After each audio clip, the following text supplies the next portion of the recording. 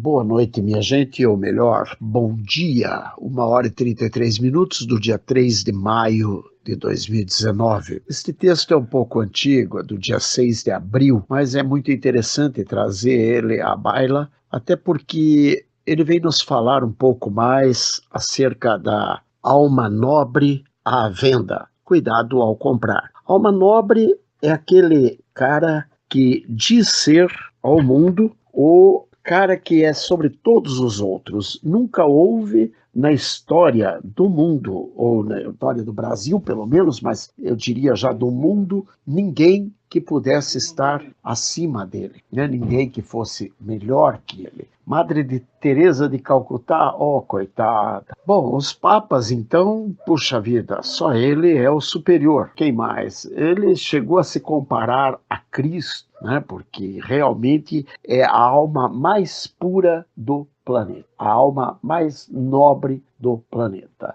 Não tem um só que esteja à altura dele aqui no Brasil, mas no mundo, imagina. Ele chegou a ser comparado ao o cara pelo Obama. E aquilo subiu-lhe a cabeça de tal forma que não adianta você querer falar alguma coisa para ele, até porque realmente você não vai conseguir mostrar-lhe absolutamente nada, porque ele está superior a tudo. Afinal de contas, um homem que era analfabeto e continua sendo, né?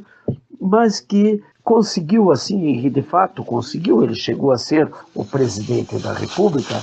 Então, dessa forma, ele realmente conseguiu galgar alguns postos. A única coisa que ele não entendeu é que o fato de galgar alguns postos não faz do asno um cavalo de corrida, por exemplo, né? Não faz do asno uma águia, por exemplo. Não, ele vai continuar sendo o asno, mesmo no alto da montanha. Ele vai continuar sendo um asno mesmo no fundo do oceano, mas ele se acha a alma mais nobre do planeta. E eu digo para você, cuidado ao comprar. A alma mais pura do planeta resolveu, por conta de estar encurralado, finalmente admitir uma culpa. É claro que admitir uma culpa não quer de forma alguma dizer que ele seja culpado das demais, até porque, de qualquer forma, seus correligionários, seus companheiros, sempre encontrarão desculpas para justificar o fato de que ele tenha assumido a culpa em questão. Quer dizer, ele nunca será culpado. Ainda que o papel higiênico apareça sujo,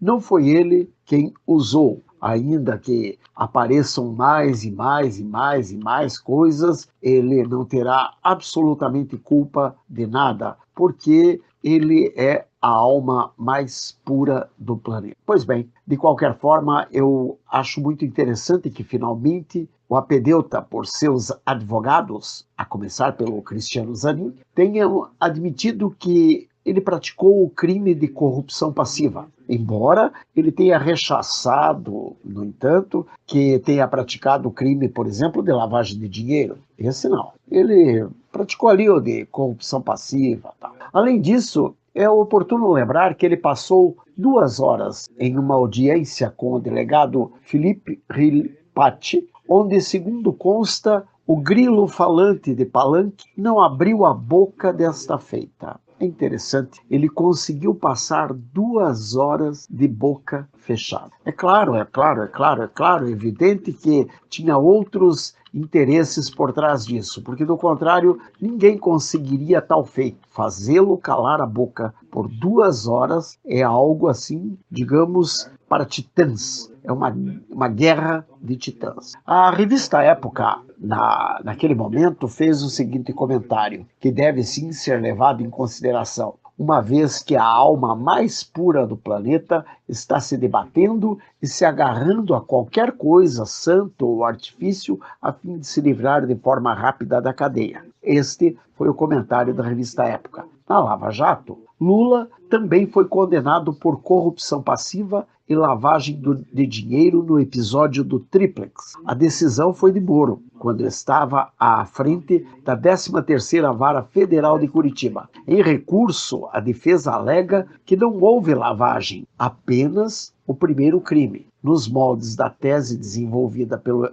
STF no Mensalão. Em caráter reservado, ministros do Supremo dizem que a teoria cabe perfeitamente ao caso de Lula. Como outra pessoa recolhia o dinheiro, então ficaria apenas com o crime de corrupção passiva. Bem, minha gente, o importante nessa história é lembrar que o homem mais honesto do planeta finalmente admite ter atuado dentro da corrupção e, portanto, isso coloca a atuação do Dr. Sérgio Moro como exemplar. Aquilo que o Molusco, a mídia, seus advogados vinham argumentando, que o magistrado buscava tão somente destruir a imagem impoluta do petralheiro, não se sustenta mais. E onde quer que haja um homem sério e que tenha conhecimento dos fatos, não terá mais como engolir essa tese. Bem, agora, quanto à diminuição de sua pena, eu creio, naquela época, né, claro, depois disso muitas águas rolaram, que a justiça tem que se fazer respeitar e uma vez que foi desrespeitada de forma abusiva e por tanto tempo,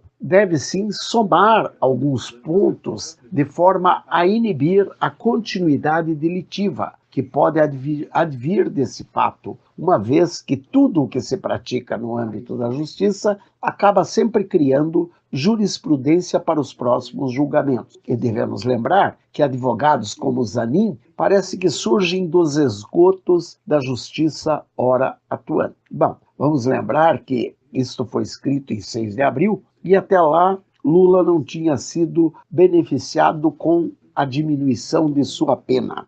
Bom, depois disto, estes dias, Lula foi beneficiado com a diminuição de sua pena, com o objetivo de, ao chegar em setembro, outubro, ele tendo cumprido já uma parte, possa aderir ali à questão da prisão, sai de manhã, volta de noite, enfim. Bom, veja, é como eu disse, se houvesse essa diminuição da pena, continuaria sendo desrespeitada a justiça. O que deveria ter sido feito era um aumento da pena, uma vez que, depois de tanto vai e vem, briga e fala, e diz que não, e diz que é, e diz que não é, e tal, agora finalmente ele acaba assumindo um dos pontos. Bom, é claro, dirão alguns, mas e os outros pontos ele não assumiu? Bom, ele não precisa assumir, até porque bandido não costuma assumir seus crimes. Eles são condenados e muitos morrem jurando que são inocentes. Esse é o problema. E esse é o problema não só do Brasil, mas do mundo todo. Então, ele teria sim, era que ter alguns pontos a mais em sua pena. Mas não foi o que aconteceu. A justiça, através do STF, resolveu ser, digamos, benevolente com o humilhante e deram-lhe uma diminuição de pena. Eu creio que deveríamos lembrar a mídia que ela sempre será lembrada e cobrada por seu silêncio obsequioso a serviço da Orcrim, organização criminosa que atua no Brasil e que a mídia trata de forma tão amistosa e tolerante. Este é o assunto porque interessa ao nosso país que nós tenhamos um pouco de cuidado, porque essas almas nobres que estão à venda no mercado, podemos citar várias: Gilmar Mendes, Lewandowski, Dias Toffoli, Alexandre de Moraes, Gleisi Hoffmann, Paulo Bernardo, Paulo Pimenta, e por aí vai. Tem inúmeros: Jacques Wagner, Tarso Genro, Luciana Genro, o Boulos, o Stedley, são todos almas nobres, são todos boníssimos, são todos pessoas que só querem o bem da humanidade. Eles não querem absolutamente nada de ruim para a humanidade. É certo que no meio dos seus percursos acaba morrendo um ou outro, mas eu creio que na mentalidade deles é tudo obra do acaso, é tudo, assim, digamos, acidentes de percurso, né? Porque eles não são, de forma alguma, pessoas que queiram o mal, seja de quem quer que seja. Eles querem o bem da humanidade. Eu creio até que eles podem mesmo pensar dessa forma. Eu não creio que eles pensem de uma forma diferente, não. Eles pensam dessa forma. Apenas eles não têm norte e, portanto, como não têm norte, eles não sabem de que lado está a balança. de que lado pesa a balança. Sabe, não tem como saber, porque o negócio deles é só quando pesa no bolso deles. Veja bem, o Boulos, por exemplo, quer uma, digamos assim, uma distribuição igualitária de propriedades no Brasil. Tanto que ele chega a invadir propriedades de terceiros e depois ele ainda põe pessoas que são extremamente pobres para morar ali e cobra aluguel dessas pessoas. Veja como ele é bonzinho. Ele cobra aluguel e, é claro, o dinheiro ninguém sabe, ninguém viu, ninguém vê para onde vai. Mas ele cobra aluguel dessas pessoas. É o Boulos.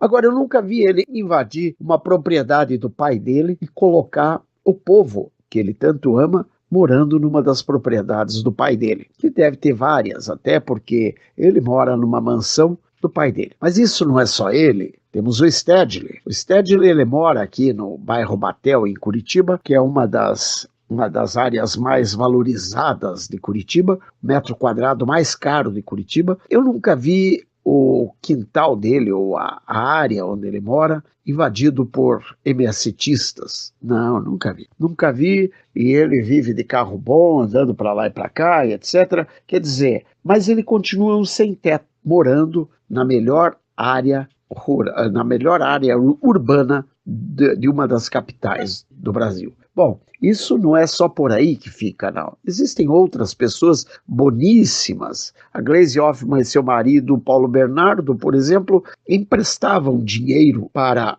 os idosos e depois cobravam desses idosos na folha de pagamento. É bem verdade que também cobravam uma parcela pelos seus trabalhos, pelos seus serviços de fazer a intermediação no empréstimo, né? Quer dizer, são coisas e coisas que nós vamos vendo surgindo neste país maravilhoso, um país que permitiu a Dilma ir comprar uma área, assim, um cemitério em Pasadena, e pagar por aquele cemitério uma importância absurda, e hoje está aí ainda querendo dar lição de moral ao novo governo. O próprio Apedeuta de dentro da cadeia, quando o STF não permite ao antagonista que fale, não permite à revista Cruzoé que fale, mas permite ao presidiário que se manifeste. Claro, ainda tem mais um detalhe: além dele ser permitido que ele se manifeste, ele ainda pode escolher a quem ele quer se manifestar. Quer dizer, não basta eu, por exemplo, como jornalista, querer ir lá e entrevistá-lo. De jeito nenhum. Onde que já se viu tal leviandade? Isso seria leviano da minha parte. Afinal de contas, a alma nobre pode escolher a quem quer falar, porque ele vai fazer daquilo um palanque, e se eu estiver ali, eu vou impedir o palanque de acontecer, e o grilo falante irá se manifestar conforme queira e da forma que achar melhor. Até porque os dois responsáveis pela entrevista são duas pessoas que costumavam dar voz ao grilo falante. E, portanto, comunistas como ele e, portanto, trastes como ele. E é isso que nós vimos. Pessoas que vão simplesmente colocar aquilo que ele falou para que o mundo entenda que realmente ele tem que ser livre. Gente, está na hora do Brasil criar vergonha, apesar de que estamos vendo movimentos muito bons nesse sentido. É claro que não vai criar vergonha enquanto tivermos um STF desavergonhado e, como dizia o próprio Apedeuta, acovardado. Então, quer dizer, um STF desavergonhado e acovardado dá no que deu, prendendo o pessoal da Cruzoé e do antagonista e liberando o presidiário para falar. É bem verdade que no Brasil nós temos inúmeras pessoas que já entrevistaram presidiários, né? Mais um, ora, vejam só, aqui é o país da jabuticaba. Então é onde nós vamos ouvir alguém que não tem o que falar, falando pelos cotovelos. Bem, minha gente, esse é o assunto de mais um programa 8 ou 80 do Ministério Testemunha de Jesus Cristo da Igreja Evangélica Santo dos Santos. Eu clamo a Deus que abençoe, proteja e guarde a todos aqueles que estiverem ouvindo e que curtirem, ou compartilharem, ou mesmo que não curtam, mas que estejam antenados, prestando atenção àquilo que o Brasil clama, porque isso é o sangue do nosso povo que está rolando por conta de falcatruas e de mentiras contadas por aí. Que Deus abençoe a todos em nome de Jesus. Amém. Beijos. Bye. Fui.